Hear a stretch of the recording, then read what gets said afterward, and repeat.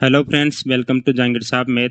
मेरा नाम है नरेंद्र जहांगीर और हमने क्लास 10th मैथ्स की एक्सरसाइज 9.1 का क्वेश्चन नंबर 9 लिया है। इससे पहले वाले क्वेश्चन जो क्वेश्चन नंबर 1 से लेके 8 तक है उसको मैंने प्लेलिस्ट में डाल दिया है, जो चैप्टर 9 की प्लेलिस्ट है उसमें डाल दिया और उसका लिंक डिस्क्रिप्शन बॉक्स में दे दिया है। तो इसका 9th क्वेश्चन हम इसमें सोल्व करते हैं। The angle of elevation of the top of A building from the foot of the tower is 30 degree, है ना। और and the angle of elevation of the top of the tower from the foot of the building is 60 degree. Means एक tower है और एक building है, ठीक है। और उनके एक के फुट से दूसरे के टॉप और दूसरे के फुट से दूसरे के टॉप पे पहले के टॉप पे एंगल बन रहा है कुछ, है ना। और टावर की जो हमें हाइट दी है वो 50 मीटर हाइट दी है, तो हमें बिल्डिंग की हाइट पूछी है। तो ऐसे मान लेते हैं कि एक तो ये हमारा है, ये टावर मान लिया, ये बिल्डिंग मान लिया, ये टावर मान लिया, ये बिल्डिंग मान ली। अब हमें ये नहीं पता ना कि कौन सा ऊंचा है। मतलब आपने टावर का तो बता दिया कि 50 मीटर हाई है, ठीक है, ये 50 मीटर हाई है, ये 50 मीटर हाई है, लेकिन बिल्डिंग क्या पता 100 मीटर हो, या हो सकता है 30 मीटर ही हो, ठीक है। तो ये हमें पता लगाना पड़ेगा। तो ये कैसे पता लगाएंगे? सबसे पहले मैं इसको मान लेता हूँ कि ये हमने माननी की एक, मतलब बिल्डिंग मान लो या इसको टावर मान लो, कुछ भी मान लो, है ना। और दूसरे को सीडी मान लिया, ठीक है। अब एंगल से हमें ये पता लगेगा कि कौन सी बिल्डिंग है और कौन सा टावर है। तो इसको लैंग्वेज को पढ़ो। The angle of elevation of the top of the building from the foot of the tower, ठीक है। 30 डिग्री का एक एंगल बन रहा है, 30 डिग्री का, ठीक है।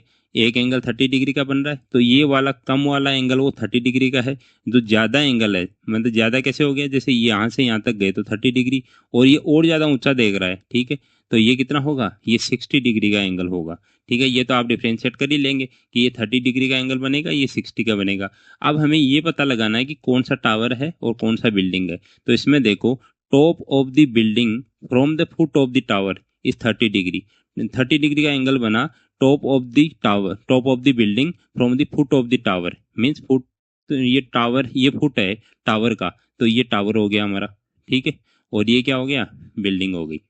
और दूसरी लाइन से भी आप पकड़ सकते हो। दूसरी लाइन क्या बोल रही है, the angle of elevation of the top of the tower from the foot of the building, ठीक है। Top of the tower from the foot of the building, foot of the building ये हो गया, ठीक है। और टॉप ऑफ द टावर ये 60 degree का एंगल बन रहा है, तो मीन्स ये बिल्डिंग है और ये टावर है। मीन्स यहाँ हो गया कि ए बी तो टावर हो गया और सी डी बिल्डिंग हो गई। तो यहाँ हम लिख देंगे,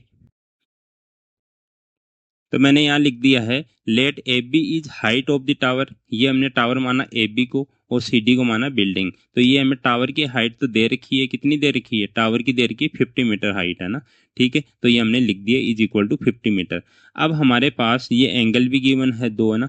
तो दो ट्रायंगल बन रहे हैं, कौन कौन से, जैसे ए बी डी ये बड़ा ट्रायंगल बन रहा है, दूसरा सी डी बी ये छोटा ट्रायंगल बन रहा है। तो मैं क्या करता हूँ, ए बी डी ले लेता हूँ। तो in triangle A B D, इसमें क्या क्या पता है हमें। इसमें देखो, ये हाइट पता है क्या, टावर की, टावर की हाइट पता है, मीन्स ये 50 मीटर है। ए बी का हमें पता है, ठीक है। और अगर हमें डी बी मिल जाए जो दोनों में कॉमन है, इस ट्रायंगल में भी है ये डी बी, और इस जो छोटा वाला ट्रायंगल है उसमें भी डी बी है। अगर डी बी का पता लग जाए, ये बी डी का पता लग जाए, तो हमारा काम बन सकता है। तो चलो हम ऐसे करते हैं, बी डी का पता लगाते हैं। तो हमें एक साइड हमें पता है, ये साइड कौन सी मानी जाएगी, जो 60 डिग्री के सामने वाली साइड होगी वो क्या होगी, परपेंडिकुलर होगी। और जो एडजेसेंट साइड होगी वो क्या होगी, इसकी बेस होगी। तो इसको परपेंडिकुलर और बेस में हमें रिलेशन पता करना है ना। तो हमें क्या एक मंत्र पढ़ा था, पंडित बद्री प्रसाद हर हर बोले, ठीक है, सोना चांदी तोले।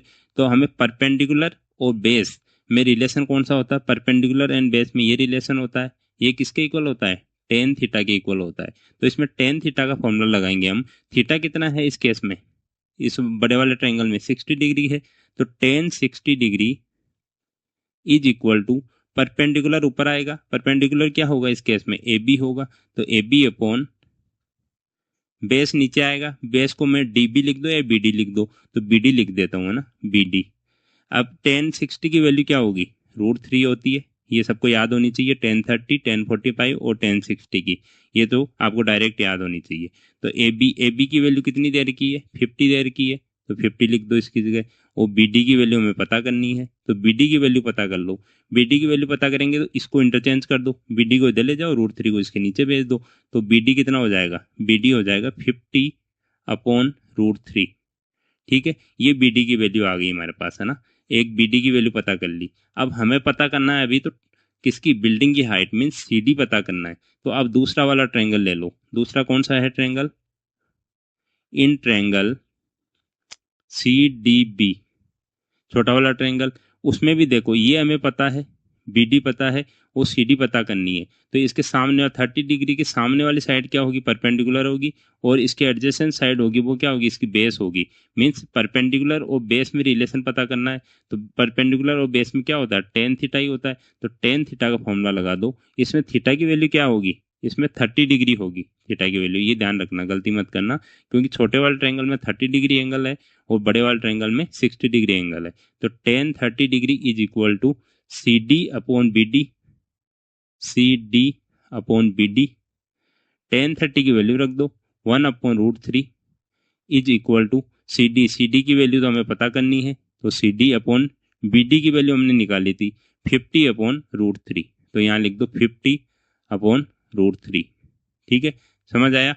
अब क्रॉस मल्टीप्लाई कर दो, तो 50/√3 1 से मल्टीप्लाई होगा तो 50/√3 ही बन गया। ठीक है, इज इक्वल टू ये क्या होगा, CD इंटू √3, तो √3 CD बन गया। ठीक है, इतना समझ आया। अब देखो इसको √3 को इधर नीचे लाना पड़ेगा हमें, तो क्या करेंगे, CD इज इक्वल टू कितना आ गया, CD इज इक्वल टू 50/√3 तो है ही, और जो CD के मल्टीपल में है वो इसके नीचे चला जाएगा, मीन्स 1/√3 हो गया। डिवाइड में जाएगा तो 1/√3 लिख सकते हैं इसको, 1 को तो ऊपर मल्टीप्लाई कर ही सकते हैं, कोई प्रॉब्लम नहीं है। ठीक है, अब इसको आगे सोल्व करो आप। CD इज इक्वल टू कितना आ जाएगा, 50 इंटू 1 तो 50 हो गया, अपॉन √3 इंटू √3। √3 इंटू √3 कैसे निकालेंगे, √3 क्या होता है, √3 की पावर 1/2। अगर 3 की पावर 1/2 और 3 की पावर 1/2 दोनों को मल्टीप्लाई करेंगे तो 3 की पावर 1/2 प्लस 1/2 हो जाएगा। जो अब इसकी पावर है दोनों ऐड हो जाती है, अगर ये मल्टीप्लाई है और सेम बेस है तो 1/2 प्लस 1/2 1 हो गया, तो 3 की पावर 1 हो गई, ये 3 आ गया। मीन्स √3 इंटू √3 3 बन गया हमारा। तो 50/√3, एक तो ये आंसर आ गया। ठीक है, और अगर इसको आपको, ये तो हो गया प्रॉपर फ्रैक्शन में, इसको मिक्स फ्रैक्शन में अगर करना है तब कैसे करेंगे, जैसे 50 में अगर 50 को डिवाइड करेंगे 3 से। ठीक है, तो अब देखो 3 1 जा 3 और 2 0 और 3 6 जा 18, तो यहाँ बचा 2। अब इससे ज़्यादा होगा नहीं, ठीक है, आगे सॉल्व होगा नहीं, तो 2 को यहाँ ऊपर लिख दो और यहाँ 3 को नीचे लिख दो।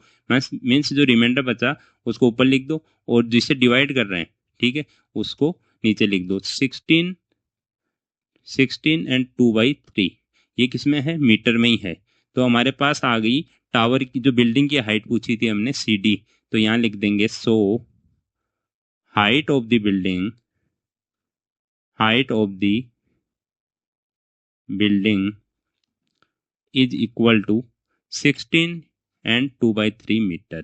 ठीक है, ये फाइनल आंसर आ गया। ठीक है, आपको होप आपको समझ आया होगा। इसमें दो ट्रायंगल बन रहे हैं। ठीक है, सबसे पहले तो आपको ये पता करना है कि बिल्डिंग की हाइट ज़्यादा है या टावर की हाइट ज़्यादा है, तो ये आप एंगल से पता कर लेंगे। ठीक है, मैंने बता दिया पूरा। अब उसके बाद आपको क्या करना है, दोनों ट्रायंगल लेने हैं। पहला बड़ा ट्रायंगल ले लो, उसके बाद एक साइड निकाल लो, और फिर छोटा ट्रायंगल ले लो, फिर दूसरी साइड निकाल लो। ठीक है, जो दोनों में कॉमन है वो आपने निकाल ली BD। ठीक है, उसकी सहायता से आपने क्या किया, CD की वैल्यू निकाल दी। अब इसको क्या है, 50/3 मीटर भी लिख देंगे तो भी गलत आंसर नहीं है, सही है आंसर। लेकिन इसको और अगर सॉल्व कर देंगे तो भी कोई प्रॉब्लम नहीं है। ठीक है, थैंक यू।